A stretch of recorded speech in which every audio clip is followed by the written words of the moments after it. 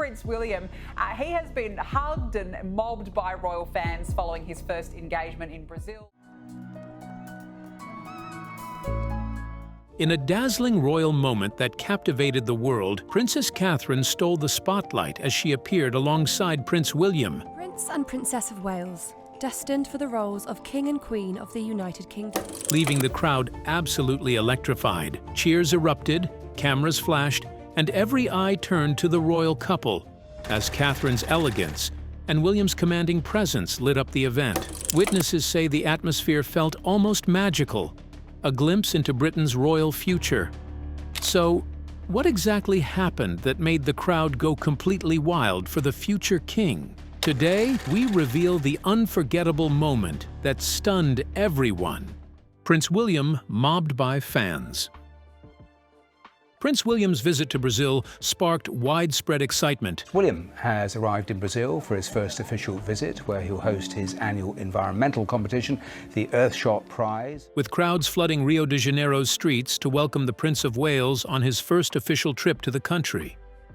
His arrival marked a major moment in promoting the Earthshot Prize, his global environmental initiative rewarding innovations that protect the planet. We're looking roughly 50 solutions over the next 10 years that can really turn the tide and really change the way we deal and tackle with environmental challenges. Brazilian media celebrated the symbolism of his mission in a nation home to the Amazon rainforest. Under the bright morning sun, William visited the iconic Sugarloaf Mountain, ascending by cable car with a warm smile, waving to cheering onlookers as he overlooked Rio's breathtaking mix of beaches, hills, and vibrant life. At the summit, the mayor of Rio de Janeiro, Eduardo Paes, greeted him warmly. The two men shook hands against one of the most breathtaking backdrops on Earth, the towering figure of Christ the Redeemer watching over the city in the distance. The mayor presented William with the symbolic keys to the city, a gesture of both friendship and respect. "Viva Rio!" he shouted proudly in Portuguese, prompting cheers from the gathered crowd below. The prince responded with a bright smile and a short thank you speech, expressing his admiration for Brazil's beauty, culture, and the people's resilience in protecting nature. William's voice carried sincerity as he spoke of his purpose. Brazil is one of the most vital nations in our fight for the planet's future. Its forests, its rivers, its people, all are essential to our shared survival. The Earthshot Prize celebrates the spirit of innovation that Brazil represents. His words earned thunderous applause. After the ceremony ended, William drifted toward the helipad beside the viewing platform, his steps unhurried, his eyes tracing the breathtaking sweep of Rio. From where he stood, the city unfolded like a living masterpiece. Ribbons of turquoise water kissed the shining white beaches, and beyond them, emerald hills rose, cloaked in restless rainforest.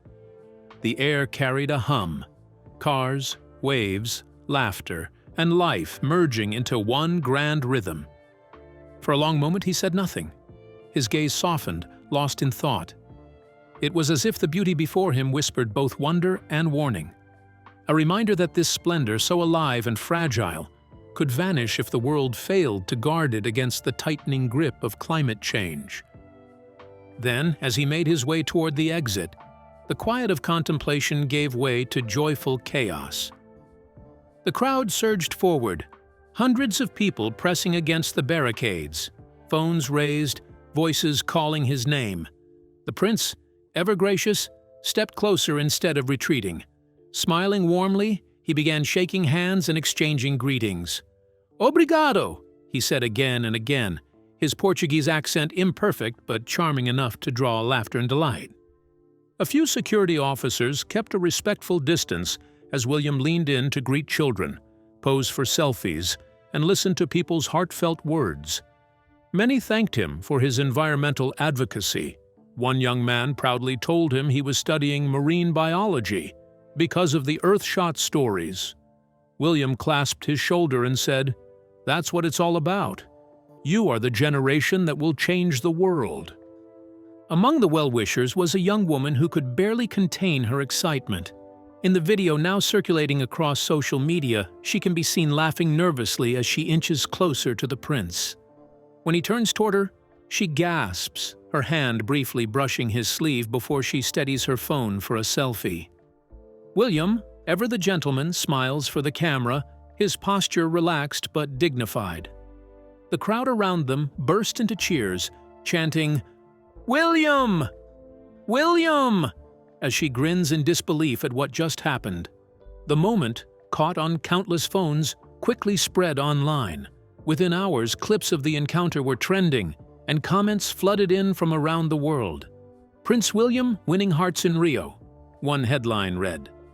Others marveled at how approachable and genuine he seemed, describing him as a true people's prince. As his car finally pulled away, the crowd continued to wave, their enthusiasm undimmed. William looked out through the window for one last glimpse of the city, the beaches shimmering like ribbons of gold, the mountains standing tall and eternal, the people smiling and full of hope. Brazil had welcomed him not just as a royal guest, but as a friend and ally in the fight for a cleaner, greener planet. And though the day's event was meant to mark the start of a 5-day visit filled with meetings, conferences, and formal receptions, it had already achieved something deeper. It bridged cultures through shared purpose. It reminded everyone that behind the royal titles and global platforms lies a man deeply committed to the earth and the people who inhabit it. As night fell over Rio, the footage of the prince atop Sugarloaf Mountain played across television screens and phones everywhere. His message was clear and simple, that the beauty of our planet, like the view he'd just witnessed, is something worth protecting with all we have. And in that single day, from the heights of Sugarloaf to the hands of the cheering crowd, Prince William had not only launched his mission in Brazil, but had also captured its heart. Why was Princess Catherine stunned when she watched the scene on TV? Was she stunned by how Prince William was mobbed?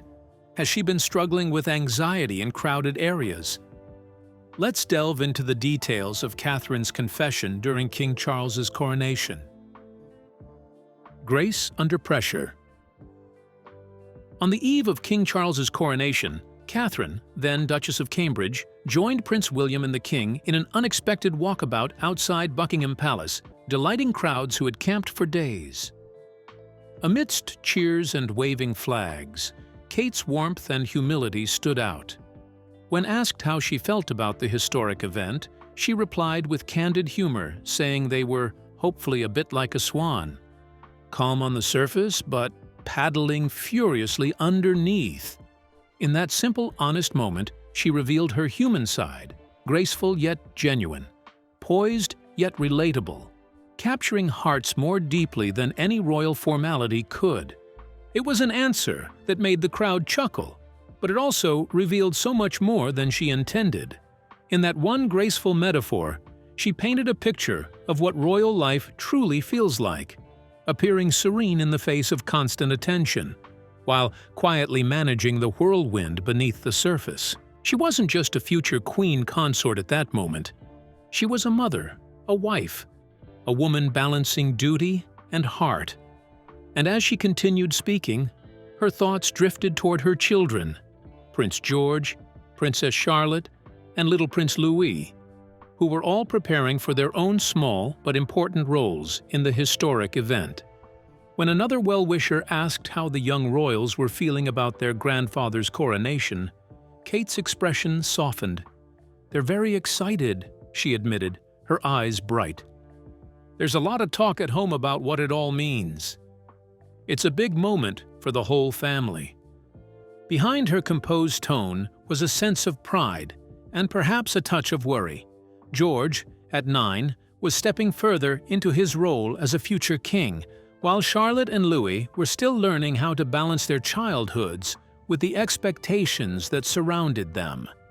For Kate, this was not just a national celebration, it was a deeply personal moment, one that marked another step into the royal world for her children.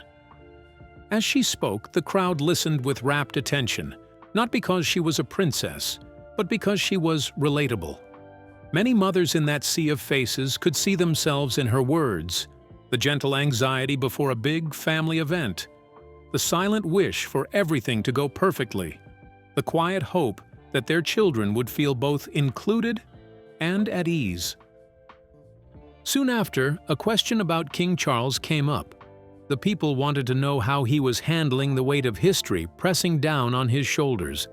Kate's response was gentle and respectful, yet filled with affection.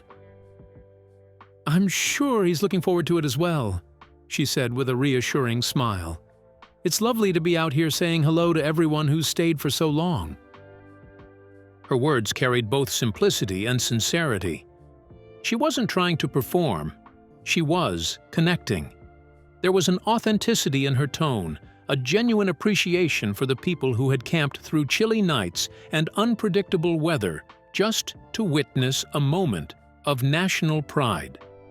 The scene was almost cinematic. The Union Jack flags fluttered in the breeze. The golden gates of Buckingham Palace gleamed under the afternoon sun. William stood beside her, his hand occasionally brushing hers in subtle reassurance.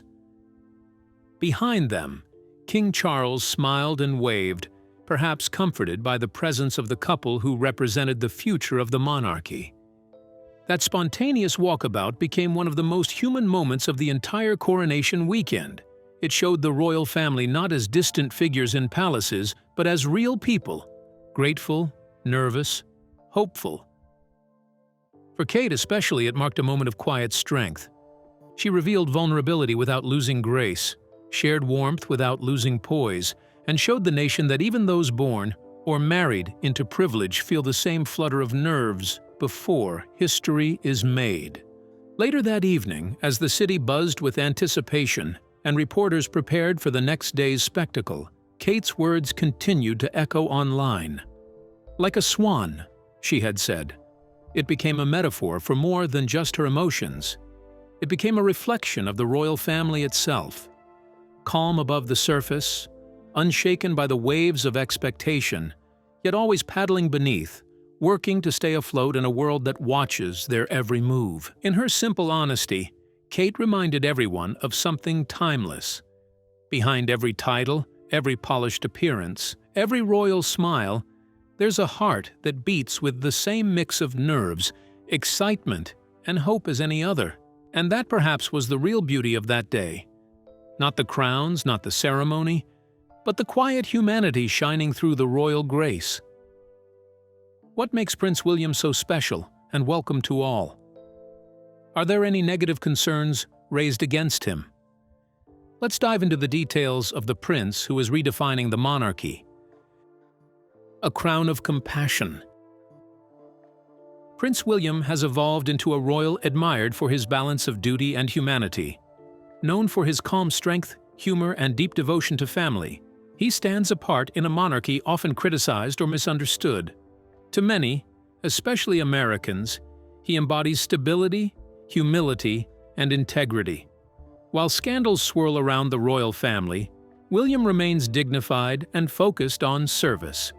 His quiet leadership, compassion for victims, advocacy for mental health, and visible fatherhood reveal a man who leads through action, not words. A modern prince who understands that true leadership lies in empathy, sincerity, and service to others. What sets Prince William apart is the way he carries the weight of expectation with quiet grace. As the eldest son of King Charles III and the late Princess Diana, his life has been lived in the public eye. The world watched him as a child, walking solemnly behind his mother's coffin, a moment that etched itself into global memory. Since then, every step he has taken has seemed guided by a silent promise to honor her legacy while defining his own path. Diana was loved for her compassion and ability to connect with ordinary people, and William has inherited that same gift. Yet, he pairs it with a steadiness and maturity that make him uniquely prepared for the role he is destined to inherit. In America, where the royal family has long been both admired and scrutinized from afar, Prince William's image shines with unusual brightness. Americans tend to appreciate figures who are both strong and down to earth, and William fits that description perfectly. He doesn't project arrogance or entitlement. Instead, he comes across as genuine, a man balancing his royal responsibilities with the simple joys and challenges of being a husband and father. His marriage to Catherine, Princess of Wales, has played a significant role in shaping that image. Together, they appear as a modern couple rooted in love, respect, and shared purpose. They laugh together, raise their children with care, and show affection in small, unscripted ways that feel relatable. In their public appearances, they reflect a partnership that feels real, not rehearsed. Americans see in them a model of what many families strive for: commitment, teamwork, and warmth amid the pressures of modern life. William's leadership style also appeals to a generation seeking authenticity and power. He does not speak in lofty, outdated terms, but in the language of empathy and understanding. His initiatives, particularly those focused on mental health, homelessness, and the environment, reflect a desire to use influence for genuine impact. He listens more than he lectures. He collaborates more than he commands. This humility gives him an edge in a world tired of empty rhetoric and performative gestures. As the world changes rapidly, socially, politically, and technologically, William has shown a rare ability to adapt without losing the essence of royal tradition. He respects the crown but is not enslaved by its old ways. He values history, yet understands that the future of the monarchy depends on relevance. This awareness has guided how he approaches his role as the Prince of Wales, not as a symbol of superiority, but as a servant leader. In many ways, he represents a bridge between two worlds, the old and the new. He honors the monarchy's deep-rooted customs while embracing modern values like openness, emotional intelligence, and social responsibility. This combination of reverence and reform makes him relatable to younger generations, while still earning the respect of those who value tradition. As he prepares, gradually and thoughtfully, for the day he will take the throne, William's growing global admiration feels like a quiet vote of confidence in the monarchy's future. In a time when institutions everywhere are questioned and redefined, he embodies the possibility that legacy and progress can coexist.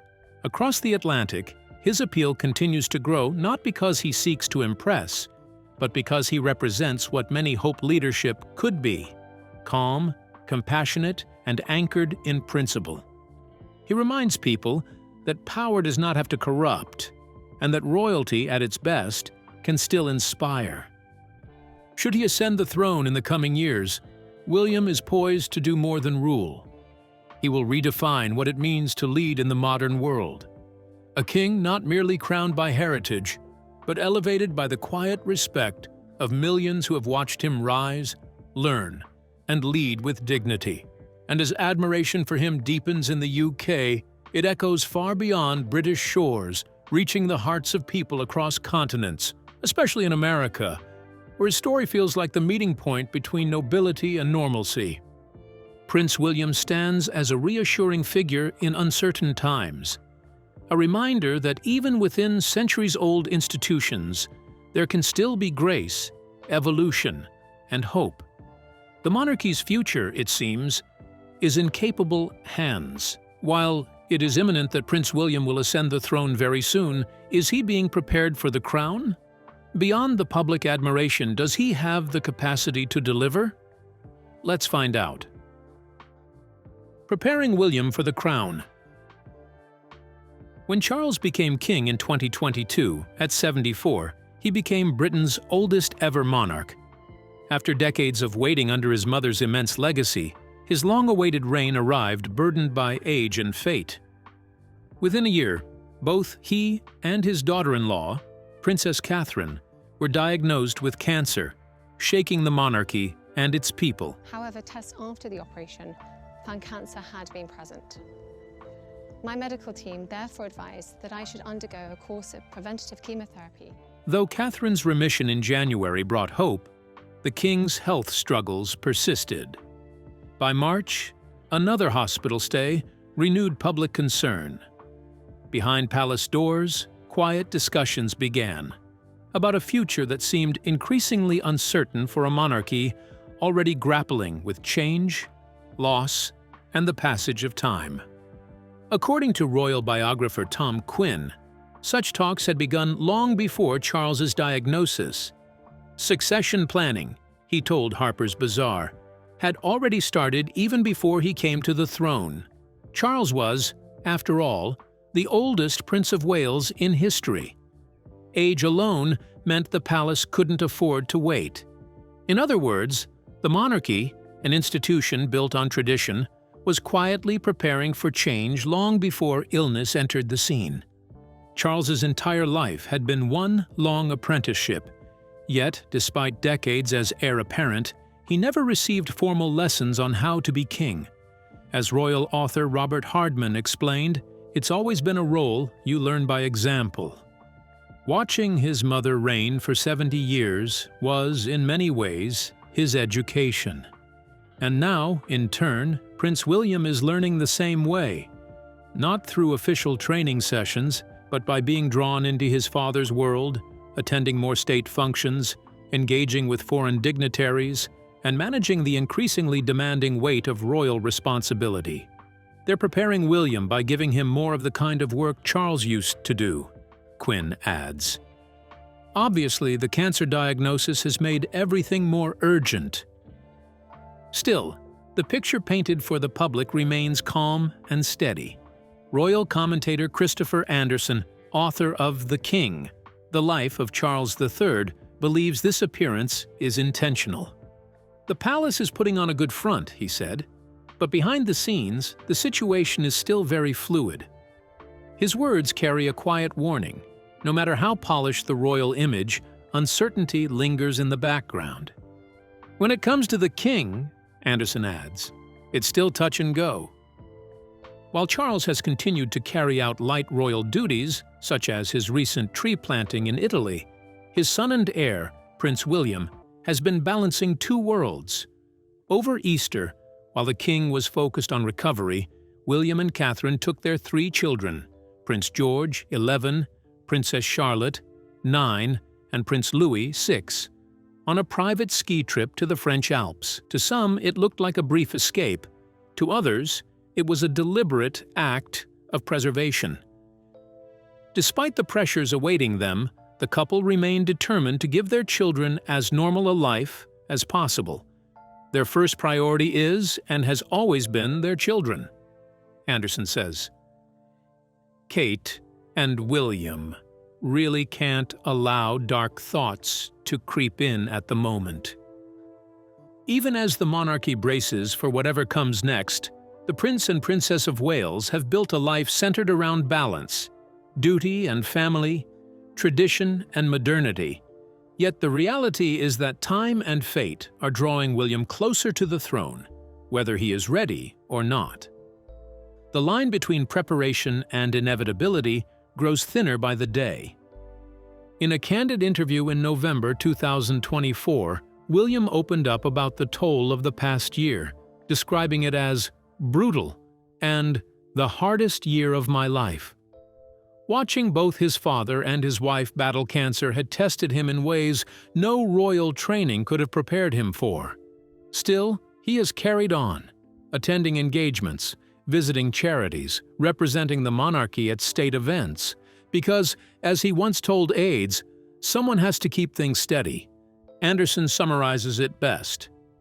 William has willingly become the visible face of the monarchy while all this drama unfolds. But that doesn't mean he's not hurting. Behind the calm smiles, the carefully chosen words, and the orchestrated public appearances lies a family enduring one of its most human chapters yet.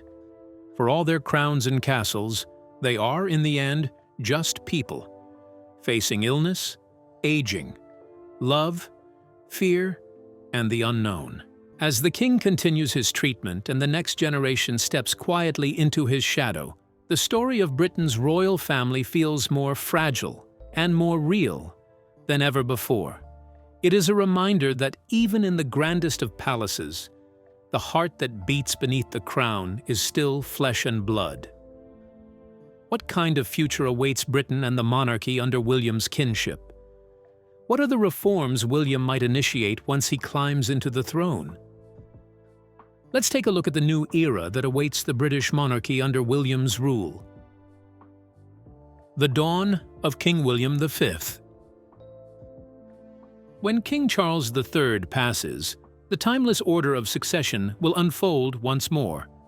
The crown, symbol of Britain's enduring monarchy, will pass to Prince William, who will ascend as King William V, inheriting a legacy shaped by centuries of triumphs and trials. At that moment, his son, Prince George, will become the heir apparent, stepping into a destiny that will define his future. His life, once marked by innocent charm, will now be bound by royal duty, as every move and word of the young prince comes under the unyielding gaze of a fascinated and demanding public. William's coronation will mark more than just the passing of an era. It will symbolize the continuation of a story over 1,000 years old. He will become the 63rd monarch in the long and tangled history of English royalty, joining the ranks of rulers whose names have become both legend and warning, conquerors, reformers, visionaries, and cautionary tales. Behind the ceremony's grandeur, the trumpets, the ancient oaths, the golden crown placed upon his head, lies a truth the new king understands better than most: that this institution's survival depends not merely on its past glories, but on its ability to evolve with the times. For while the British crown stands as one of the oldest symbols of human civilization, its endurance has always relied on adaptability. And William, long regarded as the most modern heir to ever approach the throne, knows this better than anyone. He is not a man chained to tradition for its own sake. Those close to him whisper that he carries a quiet determination, not to destroy the monarchy's roots, but to reshape its branches so that it can breathe again in the world of today. Unlike the monarchs of centuries past, William has grown up in an age where privacy is a luxury and reputation can be shattered in seconds.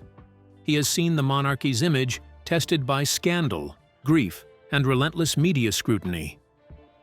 From the tragic loss of his mother, Princess Diana, to the shifting tides of public opinion, he has learned that the throne no longer commands loyalty by divine right, but by earned respect and transparency. So when he speaks of the future, he does so with careful conviction.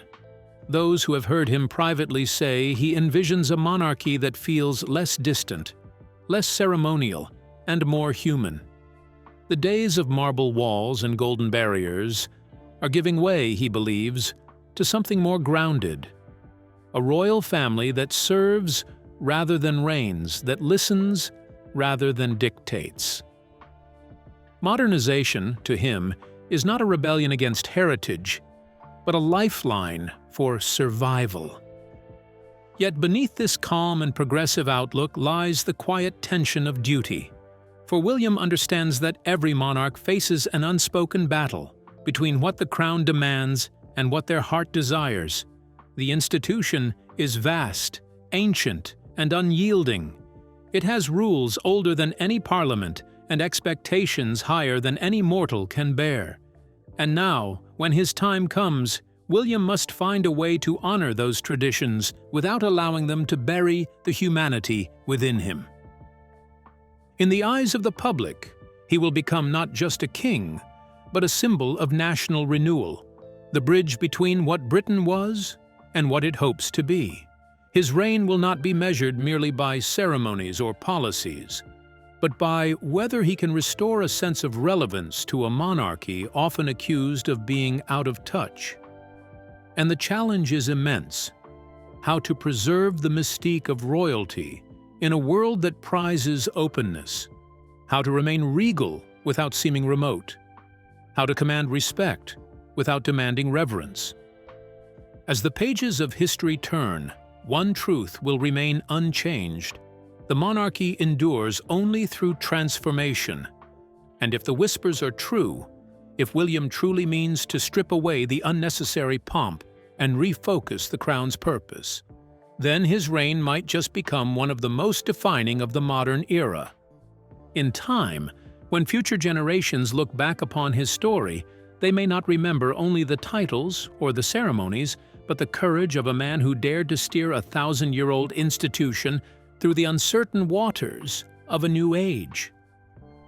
For even as he takes on the ancient name of King William V, his true legacy may not be found in tradition, but in transformation. So what do you think about Prince William's admirers within and outside Britain? We would love to hear your thoughts in the comments below. Don't forget to like and subscribe.